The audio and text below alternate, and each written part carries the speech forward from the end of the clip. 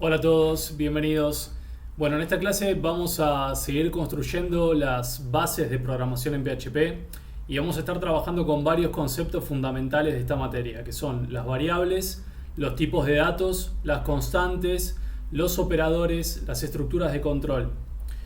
Todo esto nos va a resultar clave porque antes de pensar en programas complejos, lo que necesitamos es entender bien cómo representar la información, cómo operar con ella y cómo tomar decisiones dentro del código. La idea de esta clase es que no solamente vean la sintaxis, sino que entiendan para qué sirve cada cosa y cuándo va a convenir usarla. Lo que voy a tratar de hacer es ir siempre de lo más simple a lo más práctico, con ejemplos bien concretos. Bien, acá vemos el recorrido de la clase. Primero vamos a hacer un repaso del ambiente, porque siempre es importante asegurarnos de que todos puedan ejecutar el código. Después vamos a entrar en variables y tipos de variables, que son la base para guardar información en memoria. Más adelante vamos a ver constantes, operadores y estructuras de control. Fíjense que la clase tiene una lógica muy progresiva. Primero guardamos los datos en memoria, después operamos con esos datos y finalmente usamos condiciones y bucles para controlar el flujo del programa. Para cerrar vamos a hacer un ejercicio integrador para unir todo. Yo les voy a ir mostrando tanto la teoría de estas estructuras como el código fuente que la ilustra. Antes de empezar a programar, siempre nos conviene revisar el ambiente de trabajo. En una clase presencial, este sería el momento para preguntar si todos tienen instalado PHP, si el editor funciona, si pueden ejecutar un archivo y si entienden dónde ven la salida por pantalla. Como esa es una clase en video, esto les sirve como checklist personal. Pregúntense en este momento, ¿puedo crear un archivo PHP como vimos en la primera clase? ¿Sé cómo ejecutarlo? ¿Sé distinguir entre el código y el resultado? Si esa parte no está resuelta, todo lo demás se va a hacer mucho más difícil porque uno no sabe si el problema es conceptual o simplemente de entorno. Recuerden de la presentación de la clase pasada los pasos que nosotros seguimos para instalar el entorno XAMPP, para hacer correr el servidor Apache, para poder abrir en nuestro navegador los archivos ubicados dentro de la carpeta localhost y así ver el resultado de los ejercicios que hacemos. Bien, la documentación oficial de PHP, que es lo que les estoy mostrando en esta slide, es una herramienta que les conviene empezar a incorporar desde ahora. No va a hacer falta memorizar todo, lo importante es saber buscar en estas documentaciones, en estos manuales.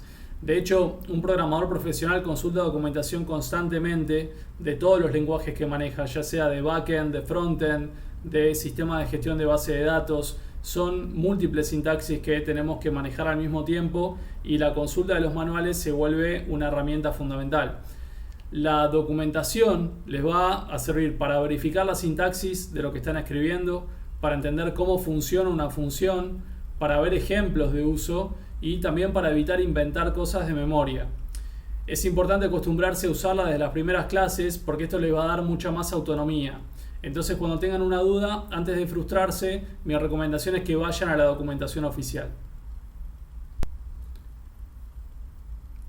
En esta slide vamos a empezar a hablar de variables. Una variable es un espacio en memoria de la computadora, donde guardamos un dato para poder usarlo más adelante. La idea importante acá en este concepto es que el programa necesita recordar cosas, ya sea un nombre, una edad, un número de total, una condición, un resultado, etc. Cualquier tipo de valor que nosotros necesitamos guardar en memoria para utilizar más adelante en el programa. Cuando nosotros escribimos, por ejemplo, un nombre como teléfono en nuestra variable o edad, ese nombre nos va a permitir referirnos a un valor almacenado. Nosotros no trabajamos pensando en direcciones reales de memoria, como haría un lenguaje más cercano al hardware, un lenguaje de bajo nivel, sino que usamos nombres significativos que hacen que el código sea entendible para las personas. Por ejemplo, si estoy haciendo un sistema de alumnos, puedo guardar en una variable la cantidad de inscriptos. Si estoy haciendo una tienda, puedo guardar el precio de un producto. Siempre que el programa necesita recordar algo, probablemente vamos a necesitar usar una variable para eso. Acá en esta slide tenemos una de las formas más básicas de trabajar con variables en PHP. Cuando escribimos algo como total igual 300, estamos usando tres elementos: el nombre de la variable, el operador de asignación y el valor que vamos a guardar en esa variable. También es importante prestar atención a cómo nombramos las variables. No es lo mismo usar algo genérico o algo poco claro que usar un nombre que explique qué contiene. Por ejemplo, si yo uso como nombre de variable X, puede servir en un ejemplo chiquito, pero en un programa real conviene usar algo como total descriptos o precio final como nombres de nuestras variables, porque son mucho más descriptivas del valor que van a contener. Respecto del estilo, hay distintas convenciones para esto. Lo más importante no es solo cuál elegimos, sino ser consistentes. Si en un proyecto usamos un criterio, lo importante sería sostenerlo a lo largo de todo ese proyecto. Fíjense que el signo igual acá no significa es igual a en el sentido matemático, sino guardar este valor dentro de esta variable. En la slide nosotros podemos ver que arriba hay una variable que se llama total, precedida por el signo pesos. Esto nos sirve en PHP para identificar a las variables y decimos que la variable total es igual a 300. Entonces, cada vez que invoquemos la variable total con su nombre, vamos a recuperar el nombre 300. Hasta ahora hablamos de variables en términos general, pero no todos los datos van a ser iguales en su tratamiento en memoria y en un programa. Un texto, por ejemplo, no se va a procesar igual que un número, y un valor que puede ser verdadero o falso tampoco. Por eso trabajamos con tipos de datos, que son los que ven acá en la tabla de esta slide. Un string, que es una cadena de caracteres, va a representar texto. Un integer representa números enteros. Un float nos permite trabajar con decimales. Un boolean nos sirve para condiciones. ¿Qué queremos decir con esto? Para expresar si algo es verdadero o falso. Hoy más adelante en la clase vamos a ver un uso muy práctico de esto. También existen arrays, que son los que nos permiten agrupar varios valores, y más adelante vamos a ver objetos en otra materia cuando entremos en programación orientada a objetos. Acá lo importante que quiero que se lleven de esta slide no es memorizar la tabla, sino entender para qué usar cada tipo de dato. Si quiero guardar un nombre, necesito texto. Si quiero guardar una edad, probablemente voy a necesitar un entero. Si quiero representar si un usuario está activo o está inactivo, voy a necesitar un boolean. Ahora un comentario al margen. Nosotros estamos trabajando con PHP, que es un lenguaje que no es fuertemente tipado como otros, como por ejemplo Java, en los que nosotros trabajamos con valores, con variables que tienen un tipo obligatorio. Nosotros en PHP vamos a declarar el nombre de la variable y le vamos a colocar un valor sin que esto nos preocupe demasiado, porque el programa se va a encargar del tratamiento en memoria. Pero es importante que como concepto ustedes entiendan que existen distintos tipos de datos y eso va a redundar en distintos tipos de variables.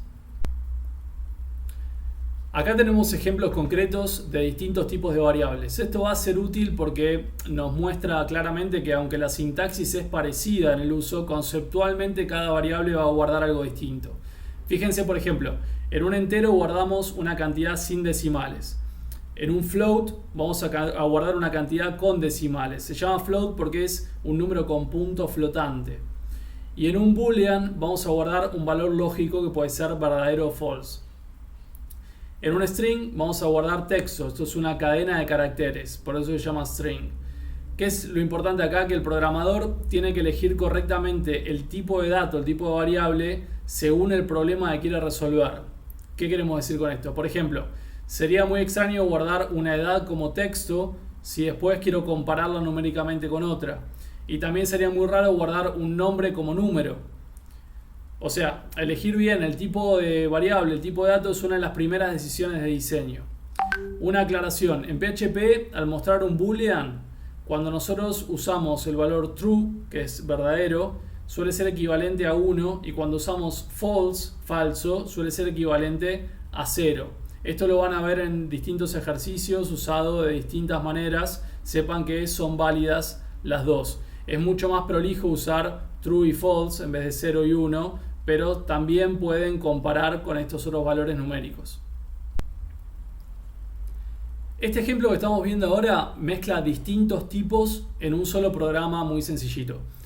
Es la situación real más común. Un programa no va a trabajar con un único tipo de dato, sino que va a trabajar con varios tipos de datos al mismo tiempo. Acá, por ejemplo, tenemos una edad, un nombre, una altura y una variable nula. En este ejemplo también podemos ver que nos sirve para introducir la idea de que a veces una variable todavía no tiene un dato cargado. En este caso podemos encontrarlo con null en una de estas variables que representa la ausencia de valor. Es muy común en sistemas reales que esto pase. Por ejemplo, un usuario puede tener nombre y el email, pero a lo mejor todavía no cargó su teléfono. Entonces esa variable puede estar vacía o puede estar en null. ¿Qué es lo que estamos viendo acá? Vamos a describirlo paso por paso. Vemos la variable de edad igual a 33. Acá está cargando un valor entero. Lo más lógico con edades es usar valores enteros.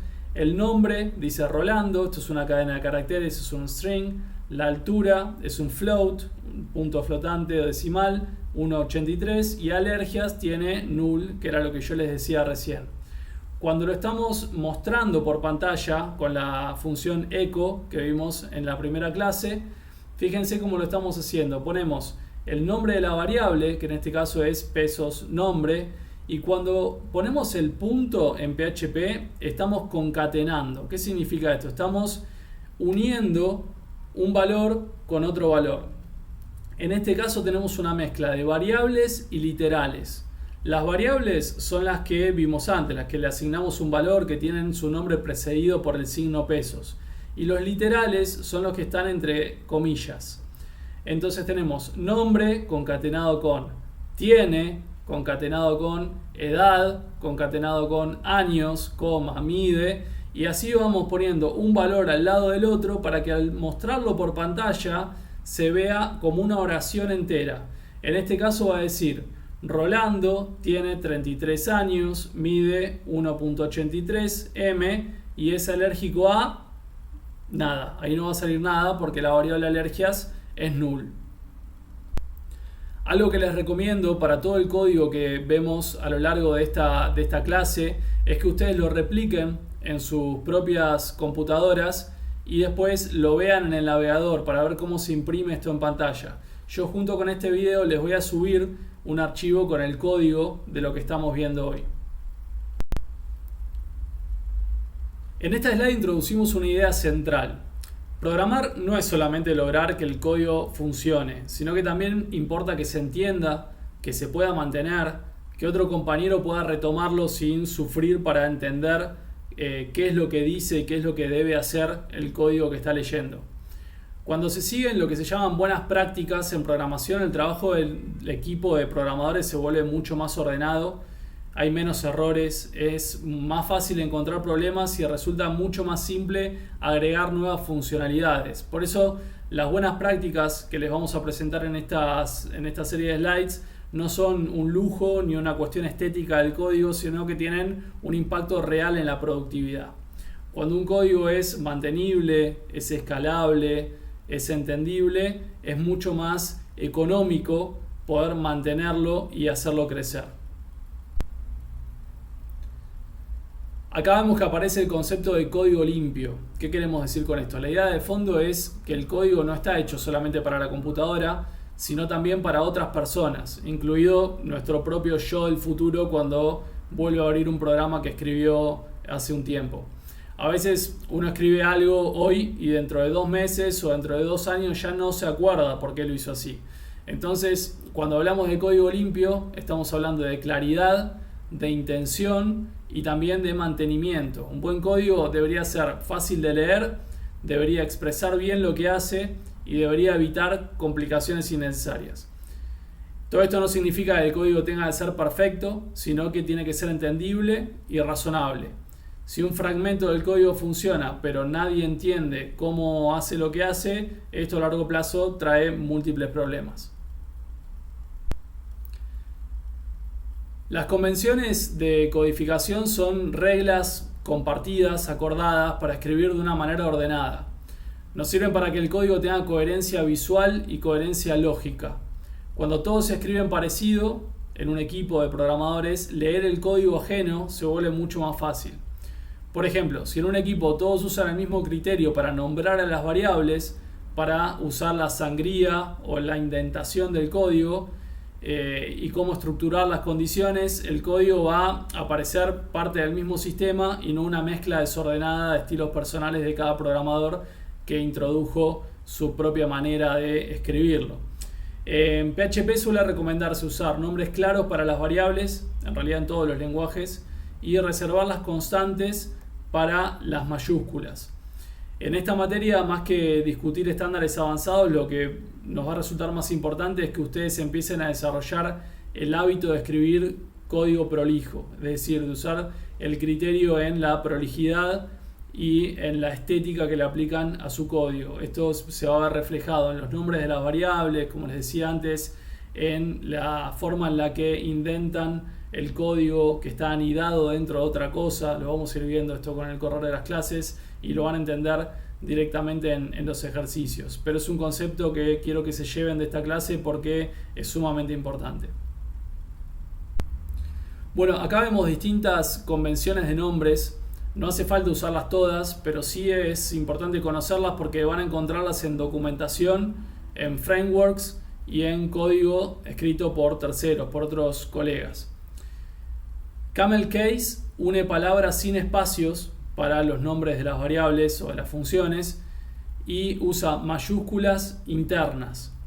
Vemos que tenemos la primera letra en mayúscula y la siguiente inicial de la otra palabra que compone este nombre también en mayúscula. Snake Case se para con guiones bajos. Snake significa serpiente y sería como que están unidos por estos guiones bajos formando una serpiente de nombre. Es la forma que se le ocurrió nombrarlo al que inventó esta nomenclatura para tipos de nombres. Kebab Case usa guiones medios, es muy similar, une las palabras en vez de con espacios con guiones medios y aunque en PHP no se usa para variables porque el guión se va a interpretar como resta, es importante que también lo conozcan. Train Case es parecido al Kebab Case pero con iniciales con mayúscula y la notación húngara agrega prefijos para indicar el tipo de variable y aunque hoy esta se usa mucho menos que antes. Para nosotros en esta etapa lo más importante es elegir nombres claros versus nombres que no digan nada sobre el valor que tiene esa variable. Por ejemplo, si yo a una variable la llamo pesos A, no sé qué tiene realmente. En cambio, si la llamo pesos cantidad de alumnos y lo pongo en camel case, el segundo nombre comunica muchísimo más y muchísimo mejor que el primero. Es decir, al usar más adelante en el código la variable A, yo puedo olvidarme que tiene, pero si invoco la variable cantidad de alumnos es indistinguible qué es lo que contiene. Bueno, una vez que tenemos datos guardados en nuestras variables, vamos a necesitar trabajar con ellos. Y acá entran en juego los operadores. Los operadores nos van a permitir sumar, comparar, asignar valores, concatenar y en general relacionar valores entre sí. Piensen que un programa no hace solamente almacenamiento, sino que también necesita calcular un total, necesita verificar una condición, actualizar un valor, decidir si algo es mayor o menor que otra cosa, y todo esto se expresa y se trabaja con los operadores. En esta clase vamos a ver tres grupos básicos: los operadores aritméticos, los de asignación y los de comparación. Y con esto ya pueden resolver muchísimos ejercicios. Para empezar, los operadores aritméticos son los más intuitivos de todos porque se parecen bastante a la matemática escolar: sumar, restar, multiplicar, dividir, calcular resto y elevar una potencia. El operador módulo, que es el porcentaje, el signo del porcentaje, no calcula porcentaje, sino que es el resto de una división. Esto va a ser útil, por ejemplo, para saber si un número es par o impar. Si un número dividido por 2 tiene resto 0, entonces es par. Y en este caso, por ejemplo, usamos este operador. Es importante entender el sentido práctico de cada uno de estos operadores porque no son solamente sintaxis, sino que cada uno responde a una necesidad concreta. Por ejemplo, si yo quiero saber si 7 es impar, puedo hacer 7, signo de porcentaje, 2, y como el resto da 1, voy a saber que no es un número par. Yendo a los operadores de asignación, estos son muy útiles porque nos permiten actualizar una variable tomando su valor actual y modificándolo en la misma línea. Por ejemplo, en vez de escribir A es igual a más 5, podríamos escribir A más igual 5. Son dos expresiones equivalentes. Esto aparece muchísimo en programación. Por ejemplo, cuando llevamos un contador, cuando acumulamos un total, cuando agregamos texto a un mensaje o cuando descontamos stock de un producto. ¿Cuál es la ventaja de esto? Que el código queda más compacto y más claro a la vez que uno se acostumbra a leerlo de esta manera. El punto igual nos va a ser útil para concatenar texto, o sea, para ir armando una cadena iterativamente, para hacerla crecer con estas concatenaciones. Recuerden, algunos de estos conceptos pueden resultar confusos o un poco abstractos, pero viéndolo en conjunto con el código que les estoy subiendo junto con este video, les va a quedar claro en qué caso se usa y cómo se usa cada uno de estos operadores. Vamos avanzando y tenemos los operadores de comparación. Estos operadores van a comparar valores y nos van a devolver un resultado booleano, es decir, nos van a decir verdadero o falso. Son fundamentales porque van a alimentar las condiciones de los if y los while y otras estructuras de control que vamos a ir viendo a lo largo de la clase de hoy. Aquí hay una diferencia importante entre el igual y el triple igual. El igual compara igualdad de valor, mientras que el segundo, es decir, el triple igual, compara valor y tipo. Esto en PHP es muy relevante porque el lenguaje puede convertir tipos automáticamente en algunas situaciones y este operador nos va a ser muy útil. Por ejemplo, el string 5, cuando nosotros guardamos un 5 entre comillas, y el entero 5, pueden resultar iguales con igual, pero no con triple igual porque no son del mismo tipo. Cuando quieren ser más estrictos y evitar comparaciones ambiguas, el triple igual suele ser mucho más seguro que el igual. El resto de los operadores que vemos en esta tabla son bastante autoexplicativos, pero merece la pena mencionar los que están precedidos por un signo de exclamación que lo que hace es negar. Por ejemplo, nosotros tenemos el signo de exclamación y el igual comprueba si son distintos, es decir, nos va a dar true, nos va a dar verdadero si efectivamente son distintos esa comparación. Y lo mismo tenemos con el signo de exclamación igual y podemos combinar algunos como el menor igual, el mayor igual, etc. Lo que vimos hasta ahora en la clase es cómo guardar datos y cómo operar con esos datos mediante los operadores. El siguiente paso que tenemos que dar es controlar qué hace el programa según una condición o repetir las acciones varias veces. Y ahí van a aparecer las estructuras de control. Estas estructuras lo que hacen es cambiar el flujo normal de ejecución. En lugar de ejecutar línea tras línea, de arriba hacia abajo en el script que nosotros escribimos sin pensar nada, el programa puede decidir, entre comillas, puede repetir, puede saltar pasos o puede elegir entre caminos distintos. Esto es lo que hace que el código sea mucho más dinámico. Si no existieran estructuras de control, todos los programas serían secuencias lineales muy limitadas en la cual no tenemos control sobre el flujo de lo que estamos programando. El if es una disyuntiva, nos sirve para tomar decisiones. If en inglés significa si y es como nosotros lo usamos cuando decimos si pasa tal cosa, hace tal otra. Nosotros le vamos a dar una condición y si esa condición se cumple, va a ejecutar un bloque de código. Si además le agregamos un else, que en inglés significa si no, definimos qué hacer cuando la condición no se cumple. Lo más importante acá es pensar en términos de pregunta lógica. Por ejemplo, ¿el alumno aprobó? ¿El stock es suficiente? ¿La edad es mayor o igual a 18? Según la respuesta, el programa puede hacer una cosa o hacer otra cosa.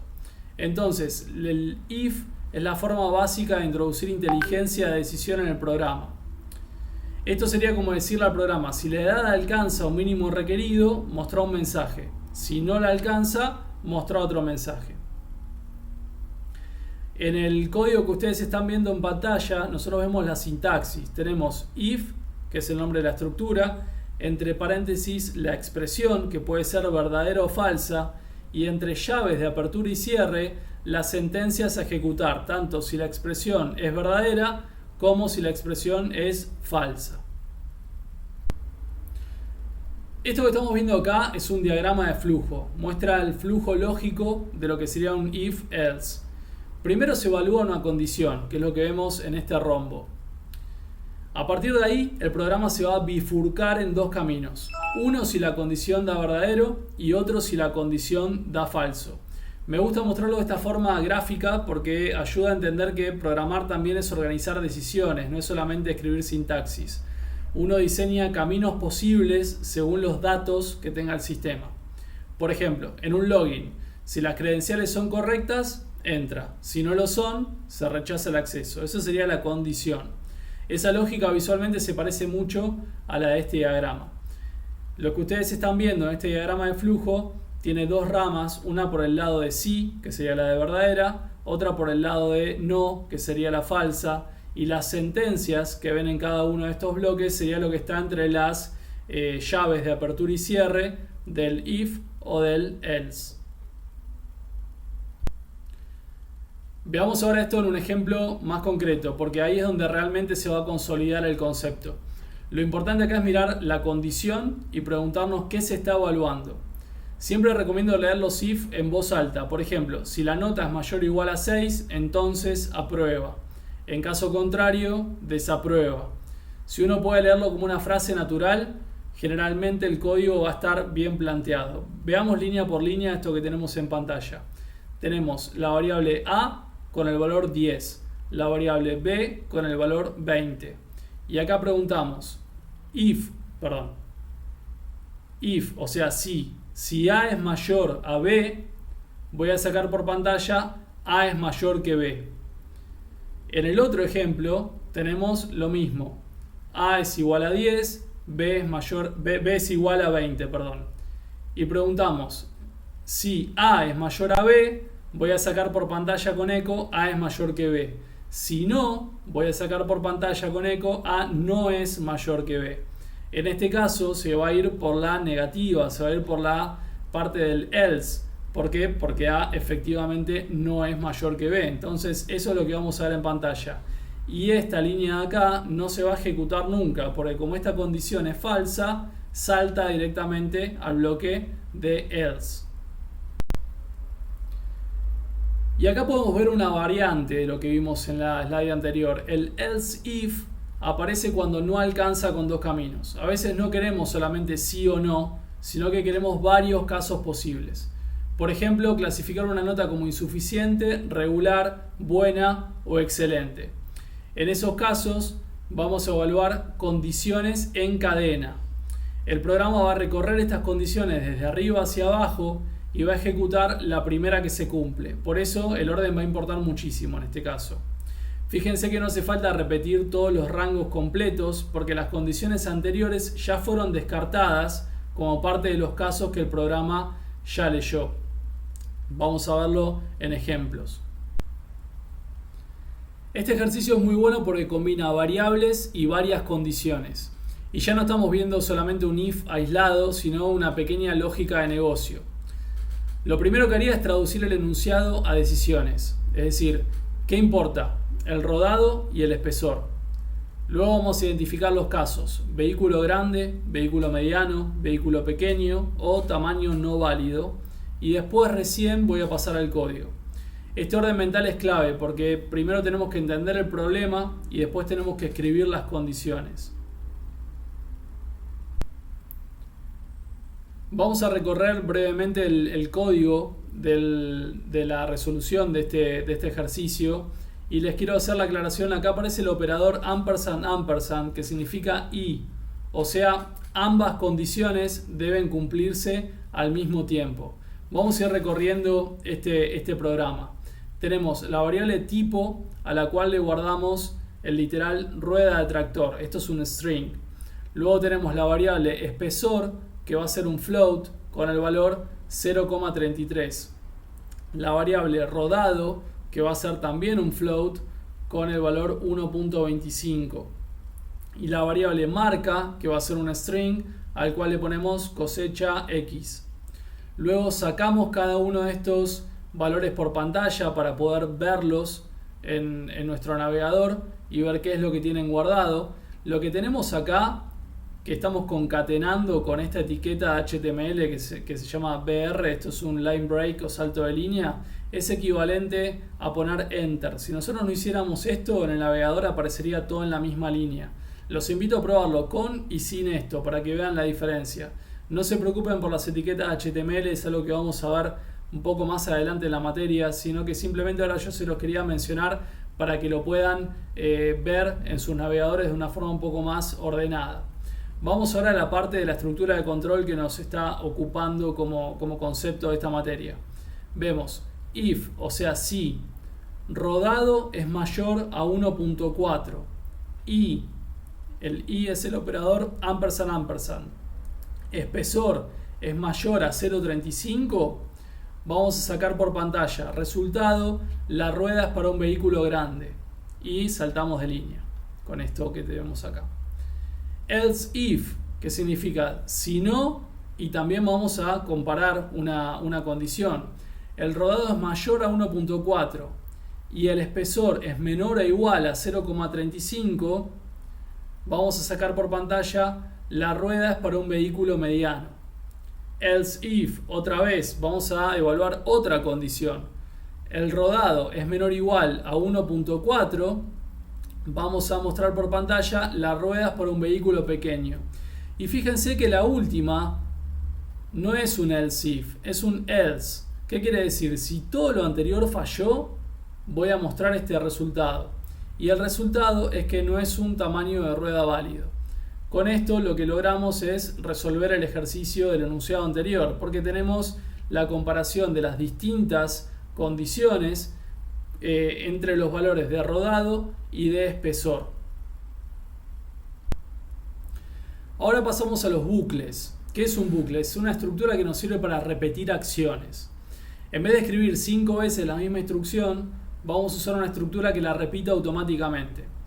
El while va a evaluar la condición al comienzo. While significa mientras. Si la condición ya es falsa desde el inicio, no va a entrar nunca en el bloque de código que está entre la llave de apertura y cierre. En cambio, el do while, que significa hacer mientras, va a ejecutar primero el código que está entre la llave de apertura y cierre y va a preguntar por la condición después. Esto nos garantiza que al menos una vez se ejecute ese bloque de código. La elección entre uno y otro, entre while y do while, va a depender del problema. Es decir, si nosotros necesitamos que el código se ejecute al menos una vez, lo vamos a hacer con do while. Y acá puede tener sentido. En estos diagramas de flujo lo que les quiero mostrar es que conviene entender la diferencia entre el flujo de ambas estructuras. El while nos va a hacer primero la pregunta y después va a ejecutar. En cambio, el do while va a ejecutar primero y va a preguntar después por la condición. Les voy a dar un ejemplo clásico de do while. Sería un menú que se muestra al usuario al menos una vez. En cambio, con while podría repetir una acción mientras haya stock, mientras no llegue al límite o mientras un contador no supere cierto valor. Recorriendo paso a paso estos diagramitas de flujo que son sencillos, tenemos inicio, evaluamos la condición. ¿La condición es verdadera? No, entonces sigue de largo y termina, no ejecuta nunca este bloque de código. Si la condición sí es verdadera, va a ejecutar el bloque de código, es decir, las instrucciones que están entre la llave de apertura y la llave de cierre de este while. En cambio, el do while, vamos a tener primero las operaciones, primero el bloque de código y después vamos a preguntar por la condición.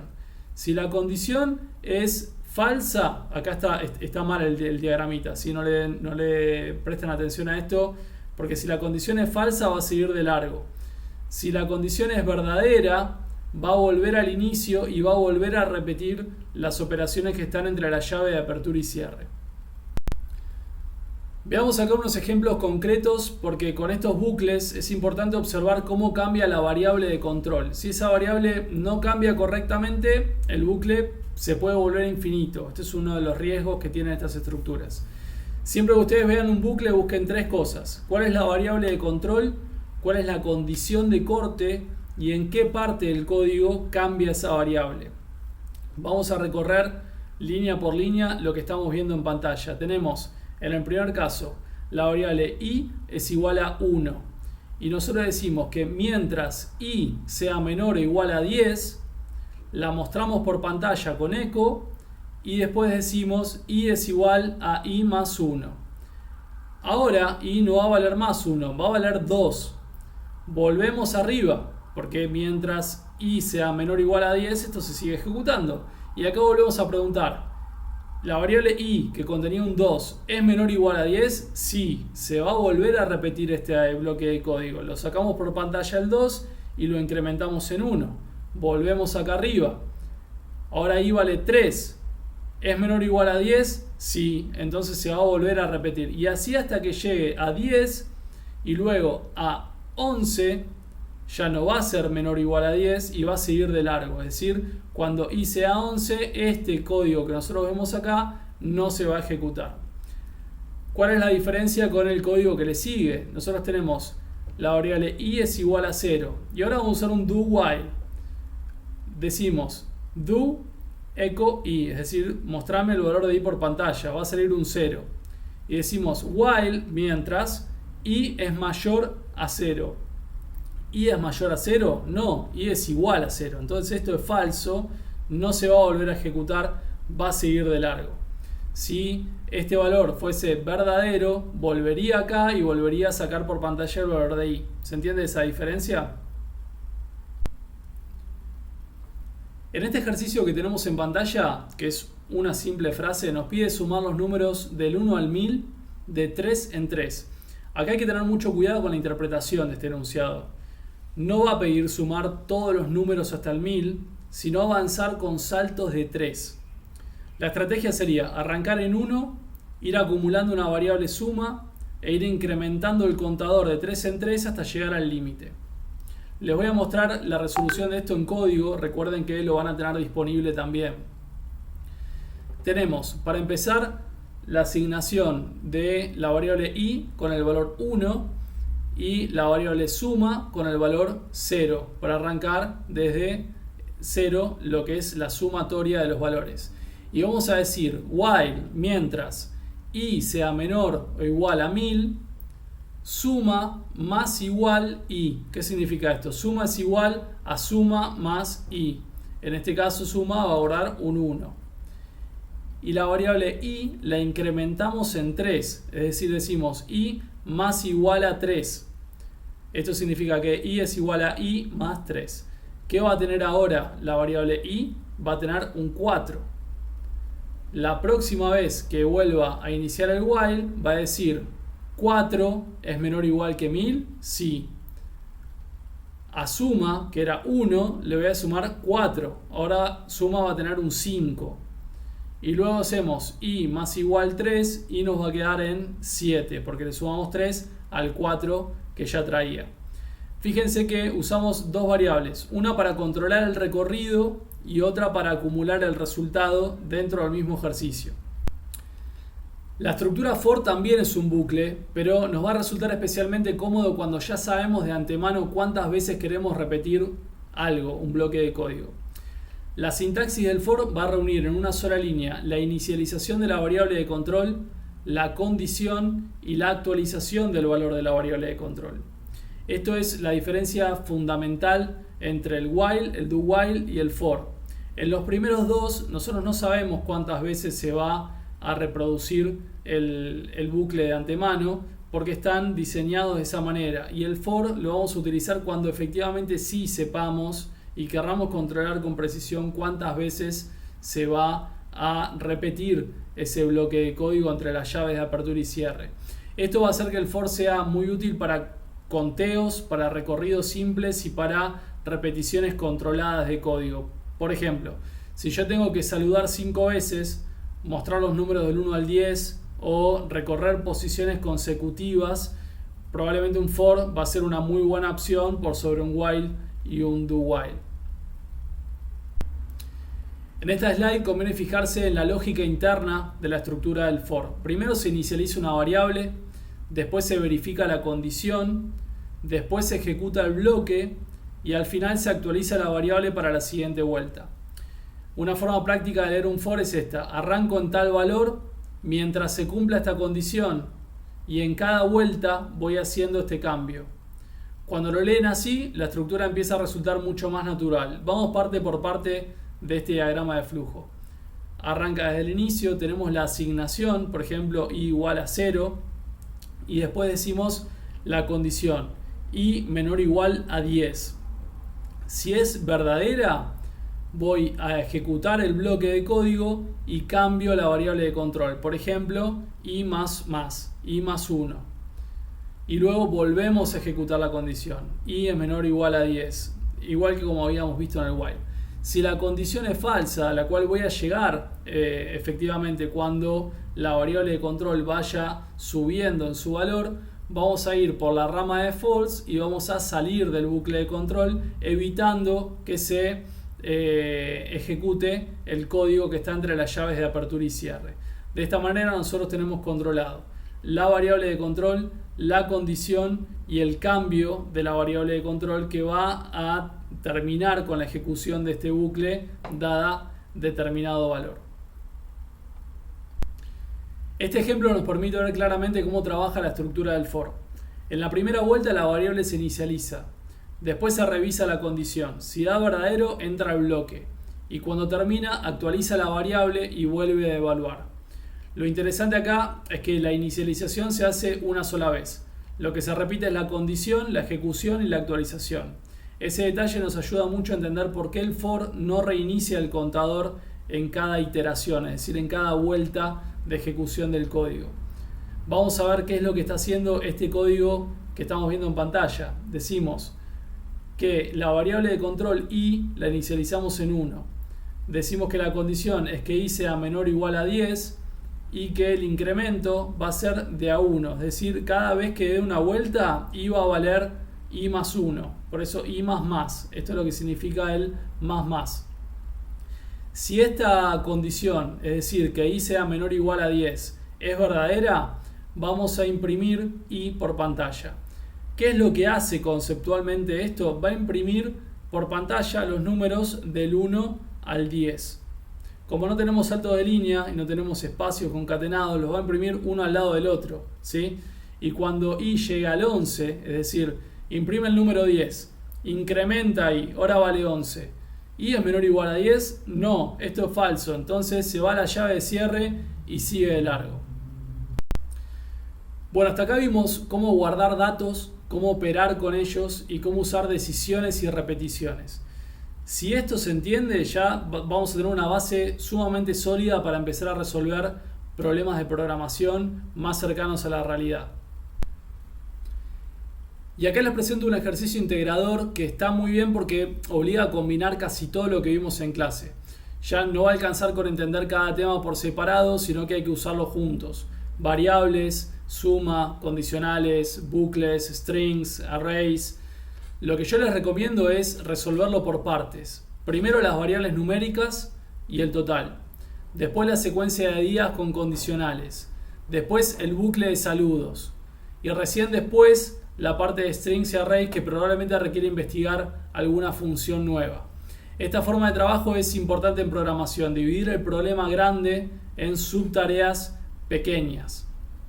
En el código que yo les voy a adjuntar, que es la resolución de estos ejercicios, van a aparecer funciones como explode y rsort, que son funciones muy comunes en PHP. Justamente este tipo de ejercicios también sirve para empezar a investigar herramientas nuevas de la documentación y por eso les decía al inicio de la clase que es muy importante basarnos en la documentación oficial del lenguaje que estamos trabajando para entender qué funciones nos conviene usar y cómo es que funcionan esas funciones, valga la redundancia. Recuerden, yo les voy a estar adjuntando el código de resolución de esto para que ustedes puedan ver paso por paso cómo resolver cada parte de este ejercicio integrador. Bien, y para cerrar, hoy vimos una serie de conceptos fundamentales de programación que van a aparecer una y otra vez durante toda la cursada, que son las variables, los tipos de datos, los operadores, las estructuras de control. Cualquier programa, por más complejo que sea, se apoya en estas bases. Cualquier lenguaje que ustedes usen se va a apoyar en estos mismos conceptos fundamentales. Lo importante ahora va a ser practicar. En programación, entender una explicación ayuda mucho, pero el verdadero aprendizaje aparece cuando uno escribe, cuando uno se equivoca, cuando uno corrige y cuando después vuelve a probar. Así que mi recomendación enfática es rehacer los ejemplos en sus propias computadoras, modificarlos, ver cuáles son las diferencias por pantalla, probar variantes propias y de esta forma ir internalizando cada uno de estos conceptos que vimos. Espero que les haya gustado y nos vemos en la próxima clase.